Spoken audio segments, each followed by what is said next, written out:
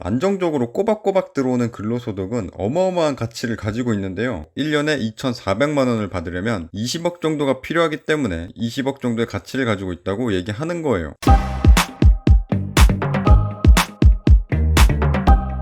검하이, 안녕하세요. 시청자 여러분을 부자로 만들어드리고 싶은 검하입니다. 요즘 미친듯이 폭등하는 자산가치 상승 때문에 상대적 박탈감을 느끼며 이제는 일해서 돈 버는 시대는 끝났다고 떠드는 사람들이 엄청나게 늘어났는데요. 본인이 정말로 이렇게 생각한다면 평생 죽었다 깨어나도 부자 못 되는 거예요. 사람들이 겁나게 오해하는 게 있는데 자본소득은 오지게 쉽게 생각하고 200만 원의 근로소득은 대략 20억 정도의 자본가치와 비슷한데도 불구하고 본인들이 버는 근로소득의 가치는 겁나 내려치게 한다는 거예요.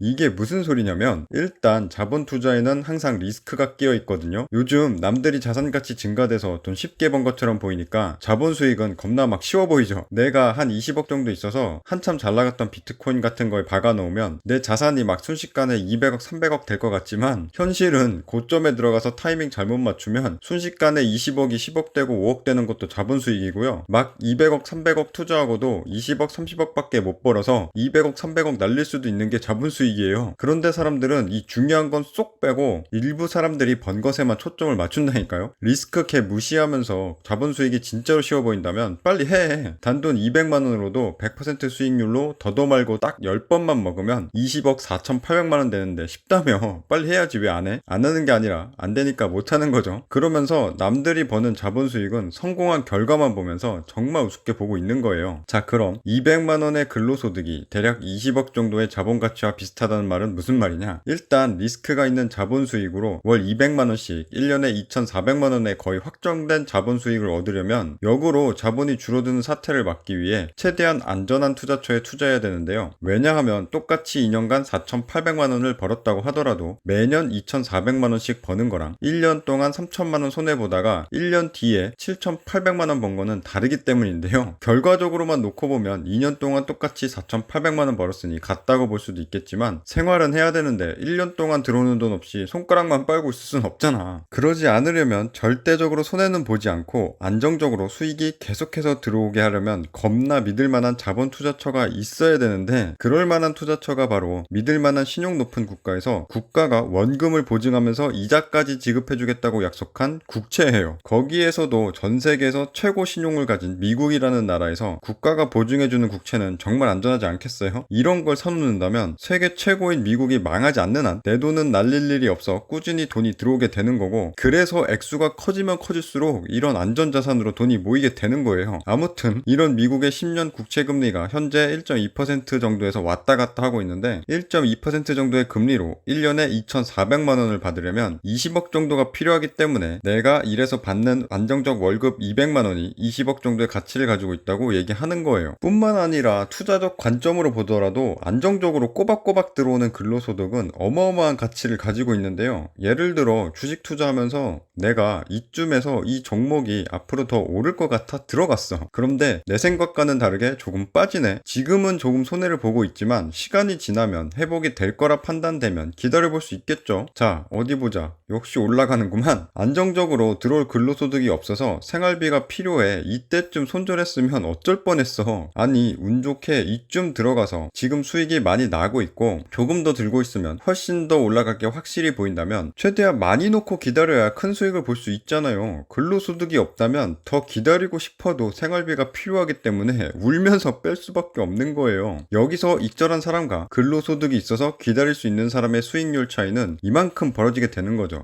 내 돈! 생활비는 따로 빼놓고 투자해서 굳이 안 빼도 되는 상황이라고 하더라도 근로소득이 있는 사람은 그만큼 더 들어갈 수 있기 때문에 여기서 1,000만 원 넣고 있는 사람이랑 1,200만 원 넣고 있는 사람은 수익률이 차이 날 수밖에 없잖아요. 일을 하면 그만큼 시드머니가 계속 더 늘어나기 때문에 완전히 같은 수익률을 내더라도 점점 더 버는 돈의 차이가 생기게 되는 거예요. 리스크를 감수해야 되는 자본 투자를 할 때 투자만 하는 나는 근로소득이 있는 나보다 꾸준히 근로소득만큼의 수익률을 더 내야 본전이기 때문에 근로소득이 있느냐 없느냐에 따라 자본소득으로 돈을 벌 수 있는 액수의 차이가 엄청나게 차이 나게 될 수밖에 없는데 지금 한 달에 돈 1,000만 원 번다고 홀라당 직장 그만둔다? 이거 완전 미친 짓이야. 잘못 물려서 수익이 아예 안 나오는 상황이 된다던가 어쩔 수 없이 손절쳐서 시드머니가 줄어드는 상황에 빠지게 되면 바로 헬파티 시작되는 건데요. 수익률을 지금보다 더 끌어올려야 현상 유지가 가능해지기 시작하기 때문에 수익률을 높이려면 리스크가 커지게 되고 리스크가 커질수록 손해를 볼 확률은 더 올라가는 거니까 망할 확률도 같이 올라간다고 보면 돼요. 전재산 탕진하는 거 순식간이고 회복했답시고 빚내서 투자하다가 그대로 인생 날아가는 거죠. 이처럼 근로소득이 있고 없고로 인해 투자 전체의 판도가 순식간에 바뀔 수도 있는데 단순히 한 달에 꽂히는 내 월급의 액면가만 보고 얼마 안 된다며 투덜대며 근로소득 무시할 거예요? 물론 이미 자본을 만들어 놓은 사람들이 돈 쉽게 버는 것 같아 부럽고 요즘 젊은 세대는 단지 어리다는 이유로 이제서야 사회에 진출하게 됐는데 먼저 시작했다는 이유로 그 사람들이 가질 수 있었던 수많은 자본 투자 기회 같은 걸 못 누려서 불공평하다고 생각할 수는 있어요. 저도 그 마음 충분히 이해합니다. 모두가 다 같이 공평하게 똑같이 출발할 수 있다면 얼마나 좋아. 저도 이렇게 듣기 좋은 말 할 수 있어요. 그래서 지금부터 다 같이 처음부터 시작한다 치자고요. 그래서 다 같이 빡세게 노력해서 이제야 겨우 어느 정도 자리 잡아가고 있는데 또 그때 가서 뒤늦게 시작하는 사람들이 너네가 먼저 시작해서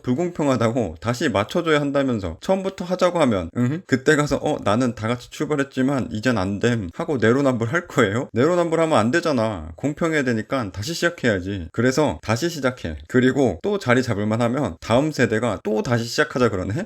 나 도대체 언제까지 리셋해야 되는 건데. 사회생활 처음 시작하는 애들은 계속 나올 텐데 영원히 리셋하면서 다 같이 거지같이 살면 되는 거예요? 아니죠. 맞춰주고 싶어도 맞춰줄 수가 없는 거예요. 모두가 다 같이 공평하게 똑같이 출발한다는 건 현실적으로 안 되는 겁니다. 내가 늦게 시작했다고 아무리 불평 불만 가져봤자 다른 사람들이 나를 위해 맞춰주지도 않고 맞춰주고 싶어도 맞춰줄 수도 없는 거라고요. 그렇다고 어쩔 수 없으니 불만 가지지 말고 노력이나 해라 라는 거지 같은 말을 하는 것도 절대 아닌데요. 요즘은 정부에서 스타트업 창업 지원처럼 투자 기회도 훨씬 많이 주고 있고요. 인터넷을 활용한 스마트 스토어나 유튜브, 트위치, 아프리카 방송 같은 스트리밍 서비스로 돈을 번다던가 SNS에 유명 인플루언서가 돼서 물건을 직접 만들어 팔거나 방송에 출연하면서 돈을 벌기도 하고요. 웹툰이나 웹소설 작가 등등 셀 수도 없이 많은 직업들이 새로 생겨나면서 먼저 시작한 사람들은 없었던 무기를 가지고 시작할 수 있잖아요. 실제로 이렇게 돈 무지하게 벌어들이는 젊은 친구들 엄청나게 많이 늘어났죠. 부자가 되려면 다른 사람의 장점만 부러워할 게 아니라 현실을 인정하고 앞으로 나갈 생각을 해야 되는 거예요. 자, 정리합니다. 사람은 당연히 처음에 가진 게 없이 태어나서 돈을 모아야 되는 게 정상입니다. 자본소득이 굴러가는 것만 놓고 보면 돈 쉽게 버는 것 같거든요. 그런데 그렇게 굴러가게 만들기가 개 오지게 빡세. 평생 동안 한다고 해도 영원히 못 굴리는 사람들이 대부분인데 그거를 지읒나게 어렵게 만들어서 겨우겨우 굴러가게 만들어놨더니 다른 사람들이 돈 쉽게 번다고 욕한다고 생각해봐요. 개빡치지. 엄청난 자산 수준에 도달해서 돈이 저절로 굴러가는 게 오지게 어렵기 때문에 그 전까지는 근로소득이 자본소득보다 어마어마하게 효율이 좋을 수밖에 없어요. 근로소득이 있어야 자본투자도 시작할 수 있고 자본투자를 하면서도 안정적 근로소득이 있어야 재산을 더 쉽게 늘릴 수 있는 거니까 근로소득 개무시하지 말고 자본수익 따라갈 수 없다고 포기하지도 말고 열심히 일해서 부자 될 생각하라검. 끝.